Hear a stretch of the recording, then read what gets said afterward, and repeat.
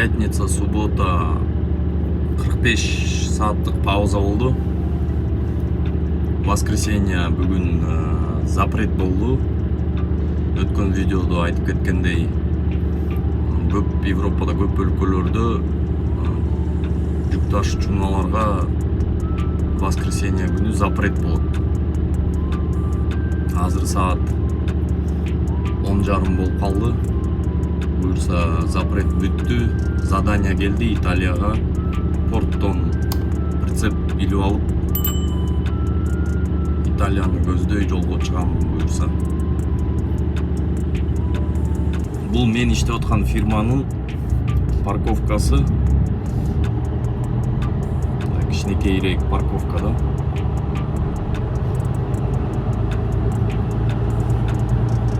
Бияк порттон чыккандар токтоп эс алышат. Эс алгандар эс алышат. Прицеп алмаштыргандар алмаштырышат. Кээде жөн эле турушат.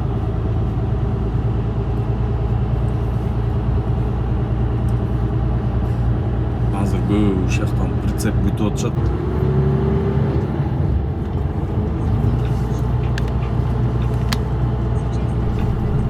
Бул паром келе турган порттун кирүүчү шлагбаум.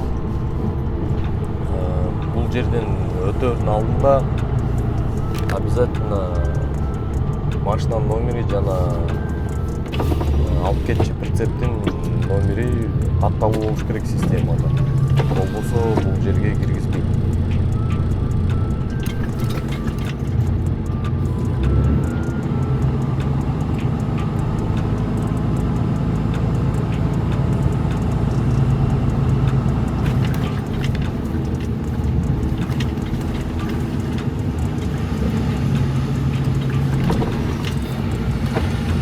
Алло.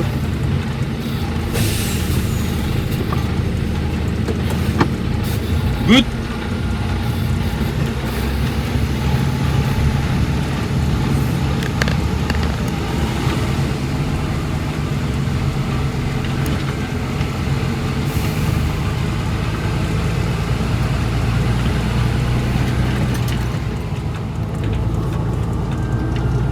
Портко кирип мен жерден прицептерин издемей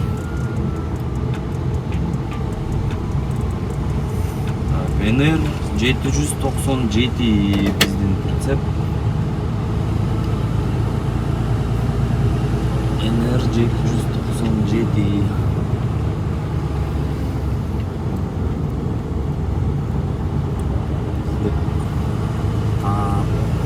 көрөлүк жерден.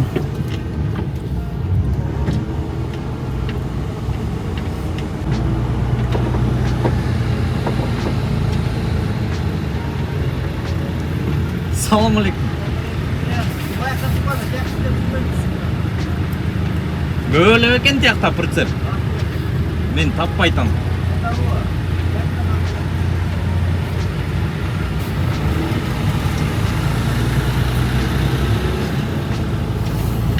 Биякта кыргыз байке да бар экен, кезип калды. Ал да прицебин таппай жүрүптүр да. Бияктан таппасак, анда аркы жерде дагы бир площадка бар, ошол жерден карап көрөлүк. NR 797.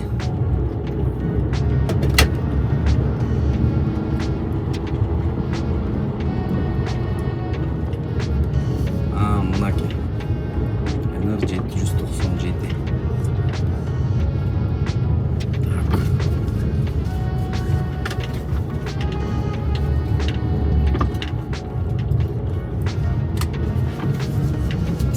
Прицепти принимать этип атканда да жакшы карап текшерип алыш керек. Бузук жери жокпу, косяктары жокпу. Ато болбосо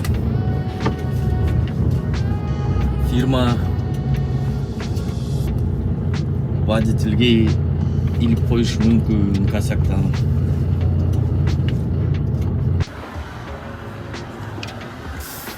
Рифті обязательно текшеріп алыш керек, иштейби, иштебейби.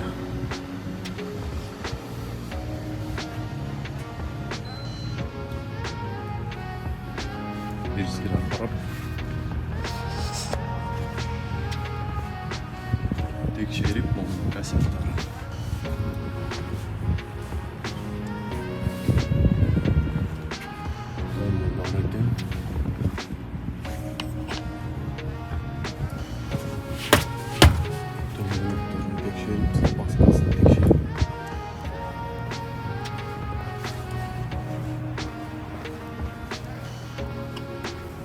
Ручникти текшериш керек.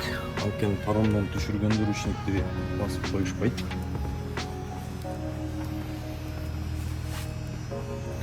Илип аткан учурда жылып кетиши мүмкүн да.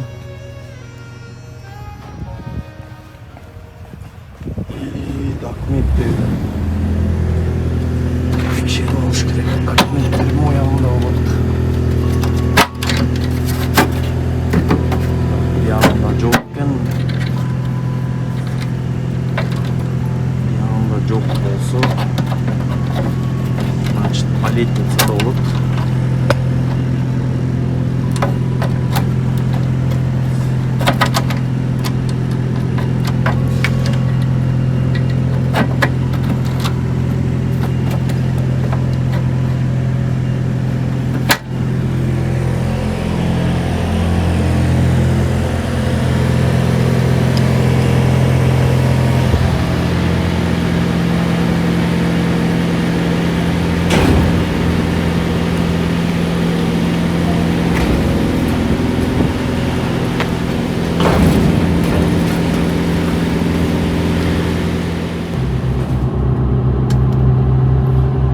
Так, порттон чыктык. Прицепти илип атканда кичине поломка болуп калды бир аз. Небольшая поломка, шланг үзүлүп кетти. Ошол где-то 1,5 сааттай убакыт кетти аны жасап восстановление. Прицепти илип алып, эми буюрса чыктым жолго. Алдыда Италия через Австрия.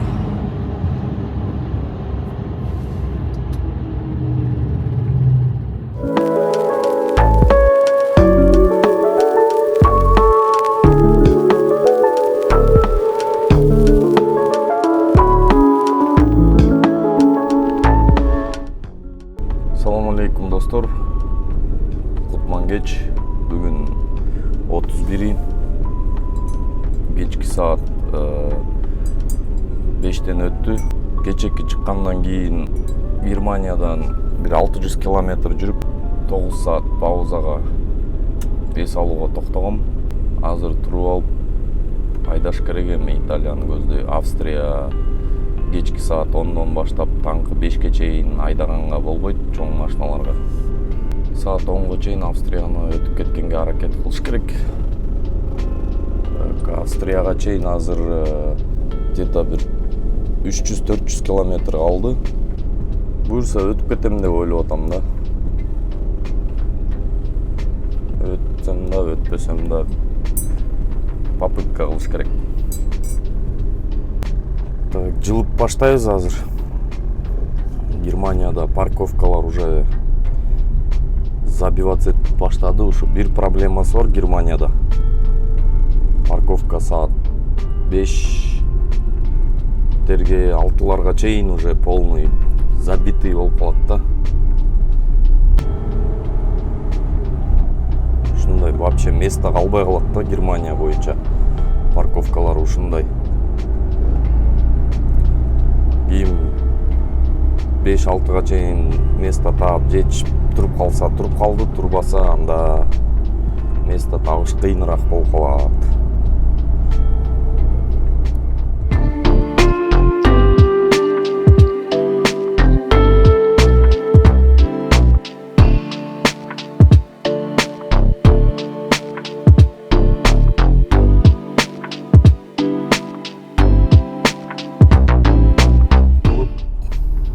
Заправка кылыш керек болуп калды.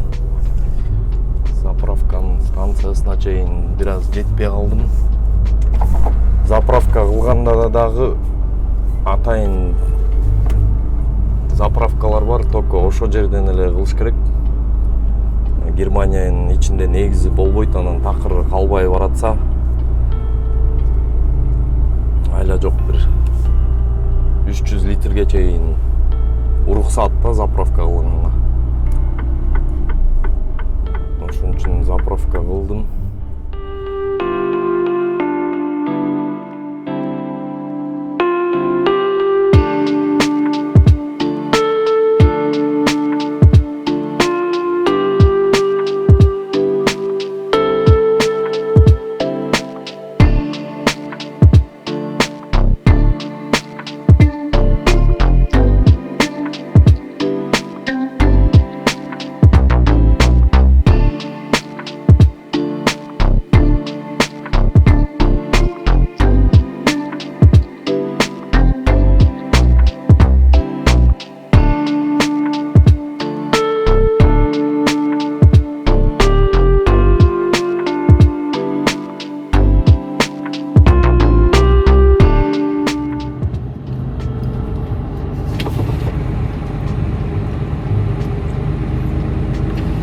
Магазинге кирип суу алыш керек болуп калды, сууну албай калыптыр.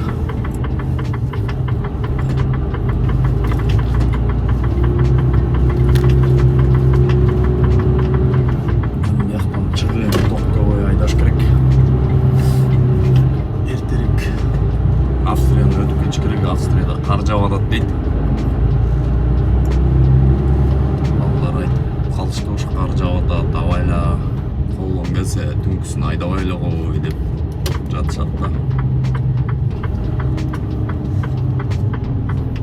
Эми жакындай берели, анан баары жакындаганда көрөбүз да.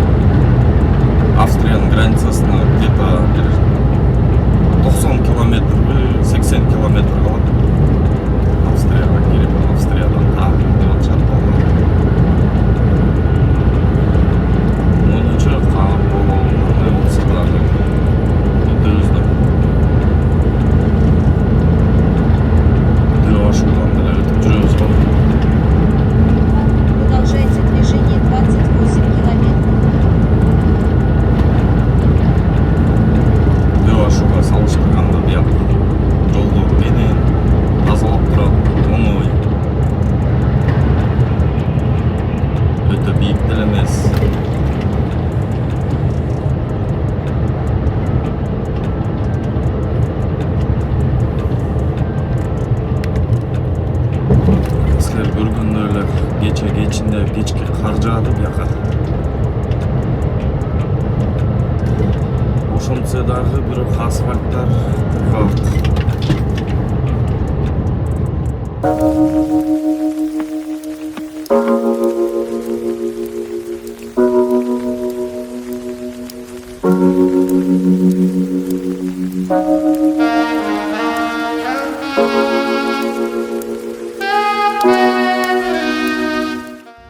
Буюрса Австрияга да жеттим.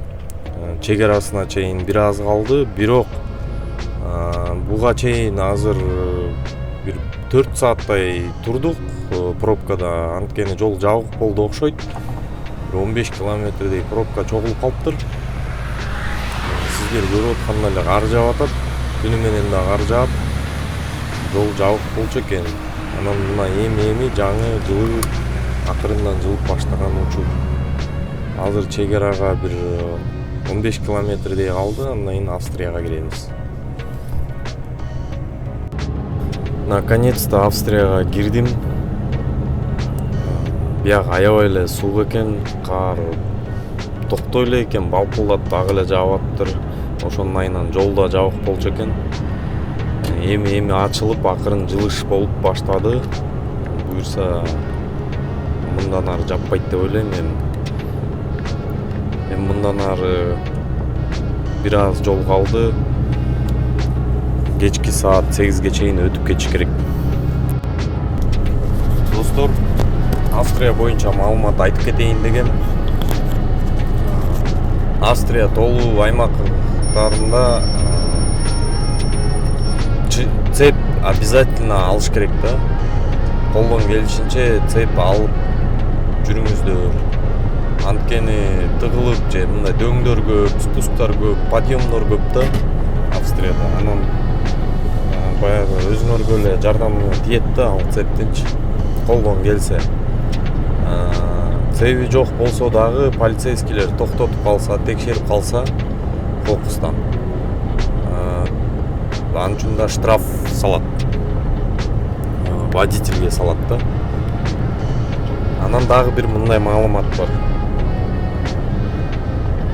Ким балким бирөө билбейт. Биз код 95 окуп аткан учурда бизге айтканда Австрия аябай кооз жайкысы. Бирок камерага тартып, видеого тартып аткан кезде полицейскийлер кармап же көрүп кармап калса, анда аябай чоң штраф деп түшүндүргөн да.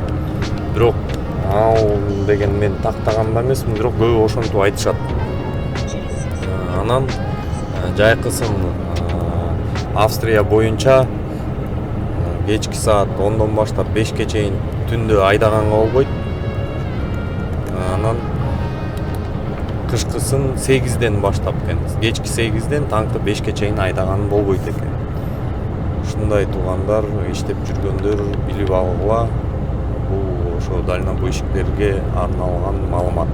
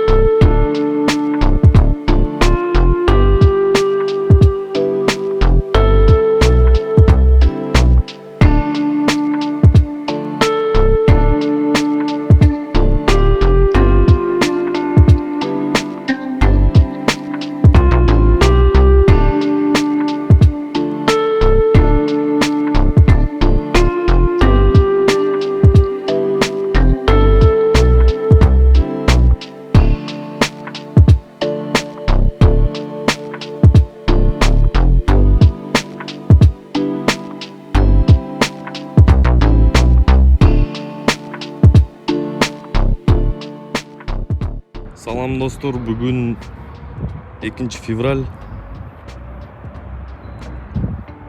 Италияга жеттим. Выгрузка баштады. Выгрузка кылып алып, жаңы задание келди Венгрияга. Италияда погода бүгүн ап-ачык. Погода керемет го, керемет. 18-19 градус көрсөтүп атат. Буюрса азыр обед жасап алып, душка түшүп алып, дальше жолго чыгам. Барып Италиянын бир погрузка бар экен жакын жерде. Ошо погрузканы кылып алып Венгрияны көздөй чыгам. Бул бөлүмү ушу менен бүттү, аяктады. Италияга жеттим. Кичине машинада кирдеп калыптыр, кече каардан паркингке чыгып, анча-мынча тазалап алыш керек. Ошондой достор, кийинки бөлүмдө кезиккенче жакшы туруңуздар.